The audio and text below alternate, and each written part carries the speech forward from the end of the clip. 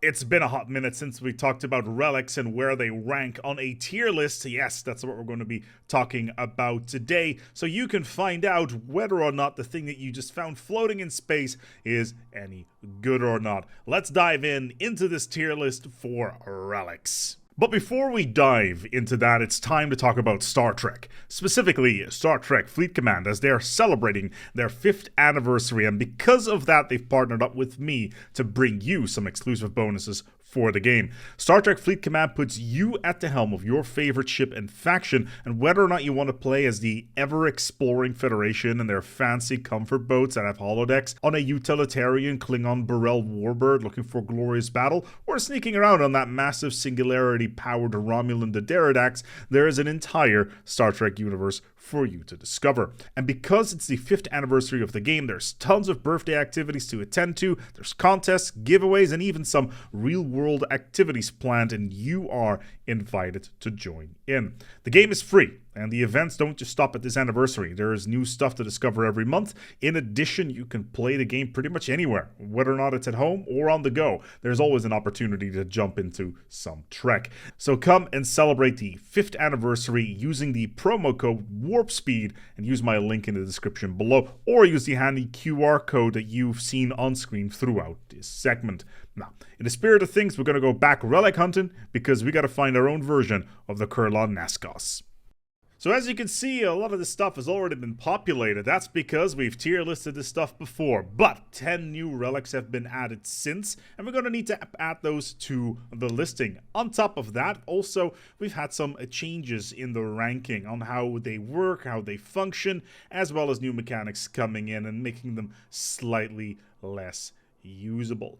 This isn't generally a power ranking, except for everything that is an E class, because those are currently for the special and crisis relics, because they're kind of useless unless you're doing a 3 times crisis approach, which then, you know, the contingency core is incredibly useful, but in any other sort of situation, the game is done, and that is it. So that's the explanation on that. So without further ado, let's talk about the relics and how they have changed over the last period. First of all, the Rubricator is something that we need to address. So the Rubricator has changed quite significantly since the last time we saw it. Previously, it would generate like 30 additional minor relics, and that would essentially be it, aside from some minor stuff here and there.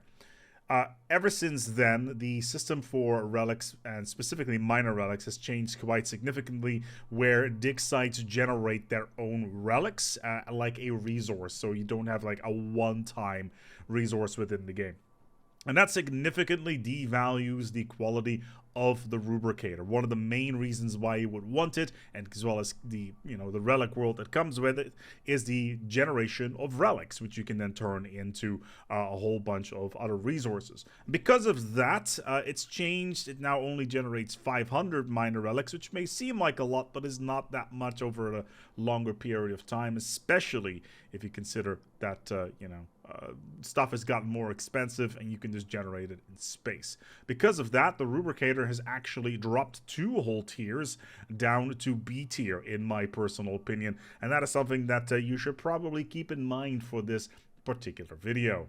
Also, because we got so many new relics coming in, like I mentioned, 10 of them, it's time to decompress things a little bit. Because right now, our battle ranking for all the relics is very compressed, with a lot of different relics being in tiers that they may not necessarily belong in when it comes to, you know, how close they are to each other. Which is why we're adding the S+ tier, not the SS tier, for obvious reasons. However, it means that we need to make some changes to our original ranking. The Warforged automatically goes into S+ tier, and that's where it will stay, and it will be the only one that will actually go in there, as well as the Baul and the Crystal of Oriska will be staying in there. But because of this decompression, it also means that the Surveyor goes into S tier as well, because it's one of those relics that is just incredibly easy to find. It's incredibly useful. You can generate so many resources with it over a longer period of time.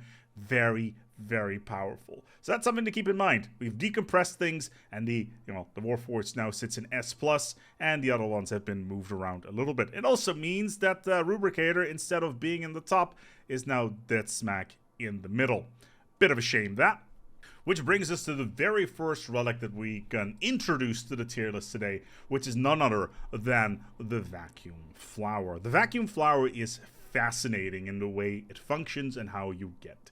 Initially, you will get it from the kaleidoscope situation. Red King's got a video about it. Make sure you go and check that out. But if you positively finish this particular one, and I highly recommend that you do, you will get access to the Vacuum Flower. Now, what does it do? Well, if you activate the Vacuum Flower, you will get the following. Over the course of the next 10 years, until you can activate it again, you will get plus 300 food a month. If your stellar class for your homeworld is F. If it's G, it's 300 energy. If it's K, it's 300 minerals. If it's A, then it's 150. If it's a B class star that your capital is around, it's 75 alloys. If it's a rare, for rare crystals, class M. T Tauri, volatile modes. If it's from the toxic god, i.e. the Viridescent Lightbringer, it's gas. If it's a black hole, you get 15 dark matter. If you have your stuff orbiting a red giant, then it is 15 living metal, which is insane. A pulsar, 15 Zro. 15 nanites if a neutron star. And on top of that, it stacks if this is a binary or a trinary. Now, I haven't tried this out yet inside the Great Rift, because I really wonder how much dark matter I can pull out of that bad boy. But the Vacuum Flower is absolutely insane. And because of that, it goes straight into the S+ tier right off the get-go. What can I say? It's awesome. It's insanity. It's just that good.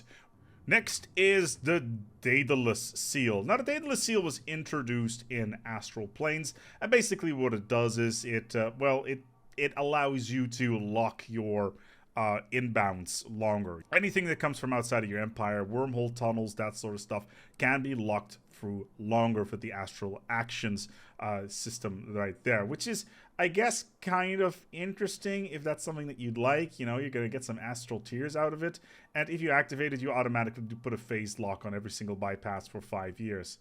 Sure, great, awesome. It's useless unless you actively use locking. If you're super aggressive, sure, I could see it to be nice, but you kind of just close your ins and outs into your empire, which is why it goes straight into the F tier together with the scales, because I just think it's absolutely useless, and I have absolutely no use for it whatsoever. Next up is the Time Crystal. Now, the Time Crystal is one of the things that you get as well from the Astral Planes. And essentially, what it does is it increases your leader's lifespan by 10 years. That's its passive. And if you activate it, you will get 800 experience for every single one of your leader, which I guess is nice. It's not amazing. It's okay. Like, you can do this in a better way. Sure, the leadership tradition was recently nerfed, so you no longer get 300, you get 150. So I guess it's nice if you want to have your leaders, but due to another relic that has, which you can get guaranteed, this particular relic is not all that great, and we'll get to that later on. Actually, it's the next one on the list on why this one is not all that great, but without, beating around the bush, this particular one, the Time Crystal, goes straight into D tier. Sure, the additional experience on leaders is nice, but they'll passively generate that over time anyway. Plus, there's better ways of getting leadership experience. So D tier it is, and that's where the Time Crystal belongs. Let's talk about the Eternal Throne. Now, the Eternal Throne is also part of Astral Planes and is the reward of one of the outcomes for, well, technically two of the outcomes, for the mini-boss that appears in this particular expansion. So if you go down the rabbit hole to the center of the galaxy after going down a couple of Astral Planes, or Astral Rifts, you'll have the opportunity to do effectively a boss rush versus the Unbidden, and at the end you can either get a type of vassal or this beautiful thing, or both if you play your cards right. Anyway, the Eternal Throne does the following. And you're going to need to sit down for this one because it's kind of crazy. So, the Eternal Throne, it's passive. Your leaders are immortal. Yeah, the Time Crystal just became completely useless because of that. And only because, you know, the points. And if you activate it, you get 333% Astral Threads production over 10 years. It's active, it's trash. It's passive, make it absolutely S+ tier. Having this bad boy in your empire means you can just activate another one just flat. Its passive is just so good that its active doesn't matter. Your leaders are instantly immortal. It's so good. S+ tier. Hands down. Then we get to the Continuum. Once again, one of the additions through Astral Planes. Now, what does it do? It generates plus 5% monthly basic resources. Your energy, your minerals, your food, plus 5%. Flat, passive, great. It also gives you a flat 5% advanced resource production. So that's your consumer goods, your alloys, your strategic resources. Awesome. It's just flat 5% for free. There is no other relic in the game that does this, which is great. And to, you know, finish it all off, 5% research speed on top of everything. But if you activate it, you get 12 months of basic, 12 months of advanced resources, and 12 months of research points. Which is pretty decent, you know, if you're jonesing for those resources. It's a shame that you can't, you know, activate that faster. But with the Astral Actions, you can use 2 relics at a time, which is kind of nice. It's good. It's not awesome, but it's pretty good. Pretty good. To the point where I'm just going to go ahead and say that it belongs together with the Galatron because it functions very similarly, except the Galatron gives you passive bonuses. Which is kind of the same, I guess, over time. The Celestial Tier. Celestial Tier gives you plus 5 habitability in orbit of a Class A, B, F, or G star. So that's nice, I guess. Habitability is just such a weak bonus to get. Sure, you can get some bonus. It's cool in context. But is it great? Well, not really. It's Triumph Effect. It's active. It's plus 1,200 Astral Threads. Don't get me wrong. You will be swimming inside of Astral Threads in this particular expansion. So, yeah, the Celestial Tier goes straight into F category because it's just... This is not very good. The Infinity Route, plus 10% monthly food production. Pretty good, especially on large, wide empires. And you can always transition that 10% into sales, obviously. But if you activate it, you will get a free scientist that does not count to your scientist cap, which is really, really, really nice. It's also one of the few triumphs that cost Astral Threads for some reason, which is kind of weird. But the fact that you can get a scientist essentially for free out of this is rather nice. It's really cool. Where does it belong, though? I would say that it kind of goes together with the precursors, to be honest. Like, it's kind of in this category with, yeah, it's C, to be honest, to me. Like, it's cool if you need it, but it's not cool to the point where it's awesome. It's kind of like the Rubricator in that sense. Like, it's cool on paper, but not necessarily. Galactic Paragons brought one whole relic to the fold, and that is when you find an alien in a little box in space, you teach him, you bring him up, and then he goes on to a wild goose chase around the galaxy, finding a couple artifacts here and there. I think there's like a total of 4 of them. You merge them together and you get the key. Now, what does the key actually do? Well, the key is a really fascinating little relic that, well, it increases physics research as a passive, but it also reduces jump time cooldown as a passive. Sure, the science boost is nice, I guess, and the jump time cooldown is like, okay, whatever. However, the active is a 50% jump drive cooldown for 3 months, a plus 70% combat disengagement for 3 months, and then every single ship within your empire can jump. So it's kind of weird, because usually by the time you get this, you should already be on the cusp of jump drive to begin with. So essentially, you never have to upgrade to it for the cost that's involved with it. Is it any good, though? Well, the disengagement is nice, I guess. You can do it for raiding and then add some additional modifiers on top of it to make sure your fleet survives every single time. But is it great? I mean, it's okay, I would say. Extremely situational. It doesn't really impact you in the same way that, for instance, the head of Zarklon does it, where you get hit with a massive spiritualist ethics change or anything along those lines. But it's not awesome to the point where I think by myself, wow, I should really get this. Because of that, I would put it into D class. It can be useful in particular situations, especially if you can get the event early enough. But if you're good at the game and you're looking at power rankings and stuff like that, by the time this relic becomes relevant, you should probably already be well on your way to jump drives to begin with. Which is the whole point of this particular thing. I'm sure people in the comments are going to be super upset about this. The ever-spinning top. The ever-spinning top is rather curious because, similar to some of the other ones, it gives you a plus 10 bonus, in this time to monthly energy credits. And if you activate it, you get a plus 33% propulsion research speed bonus. That's it. The passive is okay, plus 10%. Sure, you can get it through an edict or something along those lines, but 33% propulsion research speed bonus. Come on. Come on, that is awful. That is genuinely just... Like, for the passive, it makes it okay. But the active is just a waste of time. D tier. No, I'm gonna put it in E tier because I'm feeling vindictive today. Look, guys... You got yourself a visitor. You no longer have to be alone anymore.